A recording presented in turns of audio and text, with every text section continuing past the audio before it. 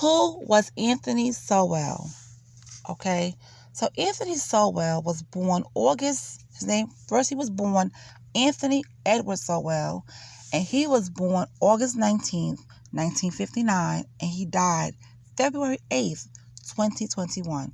He was an American serial killer and rapist known as the Cleveland Strangler. Okay, so let's get into his story. His early life. Anthony Edward Sowell was raised in East Cleveland, one of 7 children born to single parent Claudia Gertrude Garrison. Okay, 7 other children belonging to Sowell's sister also lived in the household, having moved in after her death following a chronic illness. According to Sowell's niece, Leona Davis, Garrison subjected them to physical abuse while her own children watched from adjacent rooms. In one incident, Garrison forced Davis to strip naked in front of all the other children, then whipped her with an electrical cord until she bled. Sowell himself began taking advantage of his niece on an almost daily basis for 2 years, starting when she was 10 years old. So he started taking advantage of her when she was 10 and didn't stop till she was 12. And this happened almost on a daily basis. So do you understand what her mind frame could be right now? As that poor child went through that? I can't even imagine. It was also reported by Davis that the other males in the household also participated in the sexual abuse. On January 24th, 1978, at the age of 18, Sowell entered the United States Marine Corps. He attended recruit training at Marine Corps Recruits Depot Paris Island in South Carolina. Then he was further trained as an electrician at Camp Lejeune in North Carolina. On July 13th of 1978, he was assigned to 2nd Marine Aircraft Wing at Marine Corps Air Station, Cherry Point, also in North Carolina. In 1980, he spent a year overseas with 3rd Force Service Support Group, then returned to Cherry Hill. Okay. He did go on further, and he received a Good Conduct of Medal, a Medal of Good Conduct, a Service Star. He also received a Sea Service Deployment Ribbon and 2 letters of appreciation. Okay, around those times in the 80s. Now, in 1989, we're going to discuss his attacks, his incarceration, and release. Now, in 1989, a woman who was 3 months pregnant attempted to leave Sowell's home. He bound her hands and feet with a tie and belt. Then he gagged her with a rag. She told the police, "He choked me real hard because my body started tingling. I thought I was going to die." He was charged with kidnapping, rape, and attempted rape. He pleaded not guilty to attempted rape and served 15 years in prison. Anthony Sowell was released in 2005. Anthony Sowell worked in a factory until 2007 when he began collecting unemployment benefits. Neighbors said he earned a living selling scrap metal, then complained to the health department of a foul smell in the neighborhood. He was a member of an online dating service where he said he was a master looking for a submissive person to train. Lori Frazier, a niece of Cleveland Mayor Frank G. Jackson, began a relationship with Sowell shortly after his release from prison and resided in his home. She said she smelled decaying bodies and was told the smell was coming from Sowell's stepmother. When she moved out, she said the smell was from Ray's Sausage Shop, located next door. In a video interview, she mentions moving out in 2007, but in a published article, she is said to have been living there until 2008. A friend said Frazier stopped spending time at the home in 2008. Discoveries of the bodies and arrests. In September of 2009, Sowell invited LaTundra Billups to his home for a drink. On September 22nd, she told police that after a few drinks, he became angry and hit, choked, and raped her as she passed out. On October 29th, police arrived at his home with an arrest warrant. He was not there, but he was located and arrested 2 days later. The bodies of 2 women were buried in a shallow grave in the basement, and 4 other women were found on the 3rd floor of his home in crawl spaces. After digging in the backyard, investigators found 3 more bodies and partial remains of a 4th. A human skull in the bucket inside the house brought the body count to 11. Most of the victims were killed by manual strangulation, and the others were gagged and had ligatures on their bodies when they were discovered. Sowell also raped 3 women, luring them to his property with an invitation to smoke crack cocaine with him. Now, at the time of his arrest, Sowell was 50 years old. He had been living at that location for 4 years. He was held on a $5 million bond. His trial was originally supposed to start on June 2nd, 2010, but was repeatedly delayed. First to September 7th to give his attorneys more time to prepare, then to February 14th, 2011, then to May 2nd, at the request of his attorneys who needed more time to examine thousands of records and hours of surveillance footage shot from the property next door to Sowell's home, and later to June 6th at the request of prosecution due to scheduling conflicts. The trial began June 6th of 2011. Sowell was charged with 11 counts of aggravated murder and 74 counts of rape, kidnapping, tampering with evidence, and abuse of a corpse. He pleaded not guilty by reason of insanity, but later changed his plea to simply not guilty. On July 22nd, 2011, he was convicted on all but 2 counts, including the murders of 11 women whose bodies were found in his house in 2009. On August 10th, jurors recommended the death penalty. On August 12th, Judge Dick Ambrose upheld the jury's recommendation. On September 14th, he was placed on death row. That November, Sowell's lawyers filed a notice of appeal with the Supreme Court of Ohio. Sowell's execution was set for October 29th, 2012, but that March, a motion for stay of execution was filed. The motion was granted in April, pending final disposition of the appeal. In October, his new lawyers of the county's public defender's office appealed to have his conviction and death sentence overturned on 21 points, with the main 3 being that he did not receive a fair trial because of the extensive media coverage.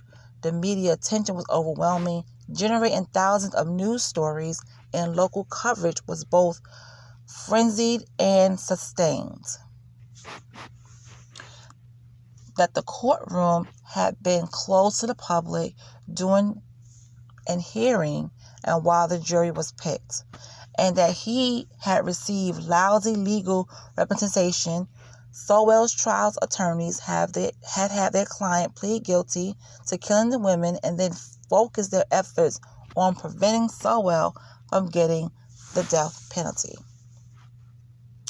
In September of 2014, the court asked both parties to address 3 issues.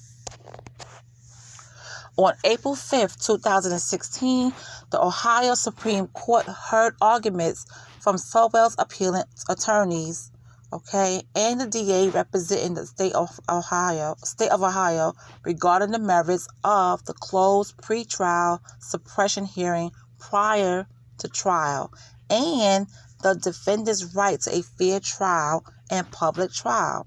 His lawyers argued that his Sixth Amendment right was violated by closing the suppression hearing to the press, and that the court should commute his death sentence to life imprisonment as a remedy to structural error that resulted in the violation.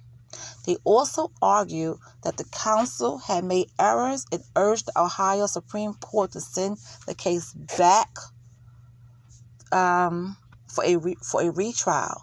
Frankly, we blew it, attorney Jeffrey Gamso told the Ohio Supreme Court. Okay. His victims. On November 5th, 2009, 2 of the 11 African American women victims were identified. The first was Tanya Carmichael, a 53-year-old who had disappeared more than a year earlier. Her body was found buried in his backyard. She appeared to have been strangled and was identified through the use of DNA evidence. Her mother had reported her missing in December of 2008. The second victim was identified as Tanisha Forston, a 31-year-old who had disappeared 5 months earlier. Although she had been missing since June, her mother did not report her missing until she heard the news coverage regarding the dead bodies discovered in Sowell's home. On November 8th, 2009, 3 more bodies were identified. Crystal Dozier was the 38-year-old who went missing in May of 2007, the mother of 7 children. She lived in the area while her body was discovered. Her family reported her missing to the Cleveland Police Department. This was not the first time she had gone missing, and the family accused the police of failing to investigate. The family took it upon themselves to post flyers and call hospitals. Imelda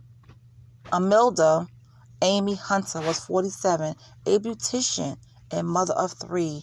She did not live in the area where her body was found, but she did visit frequently. A previous injury left her unable to use one of her arms. Her family did not report her missing until after police began removing bodies from Sowell's house. Michelle Mason, 45 years old, was last seen in October of 2008. She lived in the area where her body was found. According to records, the police conducted a full investigation when her family reported her missing. Records of missing persons going back to the Sowell's June 2005 release from prison was searched, and DNA tested was conducted on the bodies found at Sowell's house. Protesters holding posters of missing loved ones gathered outside his home at the time. My gosh. Whew. East Cleveland police also reopened several cold cases from the late 1980s. The murders by strangulation used a similar modus operandi and stopped around 1989, the same time that Sowell was arrested. So these murders was happening while he was on the street, and they stopped in 1989 when he was arrested. So when he was arrested, there was no bodies coming up, missing and being strangled. So that tells you something right there. The FBI at the time was gathering information to see if Sowell may have been linked to unsolved cases in the cities where he once lived. Here's the list of his victims. Crystal Dozier, age 38. Tashana Culver, 33. LaShonda Long, 24.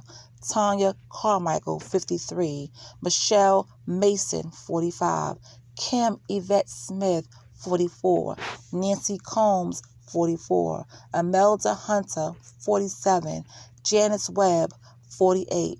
Tanisha Forston, 31. And Diane Turner, 48. And I would like to say to all these missing women that they found, his victims, to the 11 victims' family, my condolences go out to you. I know this is very hard. It's, oh my God, like I couldn't even imagine what you guys were going through. My condolences. He was a monster. He was a living monster. I don't know how the rest of his family turned out. I hope they did turn out okay. And so his niece that he abused, and so did the other men in that family abused her. I hope she's okay as well. And I hope she should be an adult by now. And I hope she's getting counseling for that. And I just hope she turned out okay. The aftermath. After Sowell's conviction in December of 2011, his former residence at 12205 Imperial Avenue was demolished on the order of the city's leaders. Thank God for that, because that was the house of terror.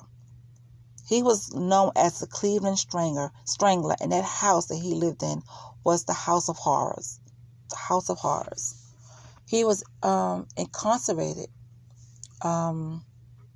He was incarcerated on January 21st, 2011. He began receiving end-of-life care at the Franklin Medical Center for a terminal illness. He died on February 8th in Columbus, Ohio. So I wonder, did he have cancer or something? Because they say he was treated for a terminal illness, and he died February 8th of 2021 in Columbus, Ohio. The case was profiled on the series premiere of Investigation Discovery the show was called Killer Instinct. Another documentary film about the victims and survivors of Sowell was called Unseen, and that was released in 2016. In November of 2012, Sowell released a letter through the website Serial Killers Inc. The letter was to the people of Cleveland. He railed against former trial judge and newly elected prosecutor Tim McGinty and addressed the issue of artwork which he had recently sent to the owner of the website.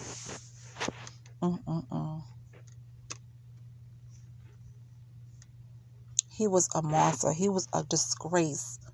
He was a monster.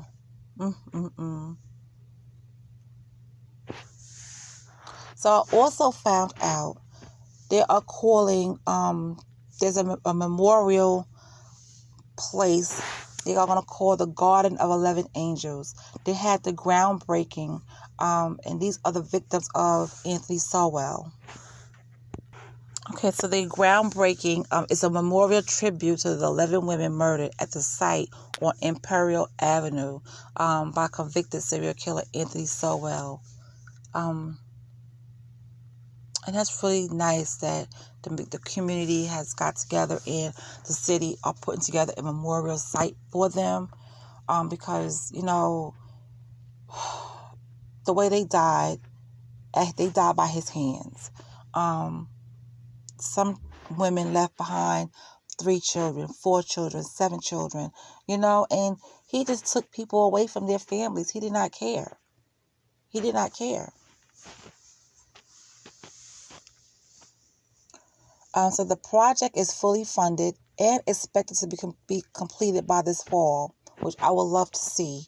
So several pastors were on hand for the ceremony with the praise and worship of a church service. That's good. I'm glad they tore down that house. I'm very glad. Another house they need to tear down is Michael Madison, but that will be in my next video, because Michael Madison was inspired by Anthony Sowell, and he also became a killer. Okay, so I'm looking into his information so I can come back at another time and talk to you guys about Michael Madison. All right, but I'm going to leave you guys here.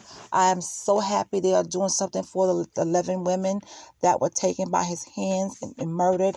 The memorial site is because we call the Guardian. I want to get the name right for you guys.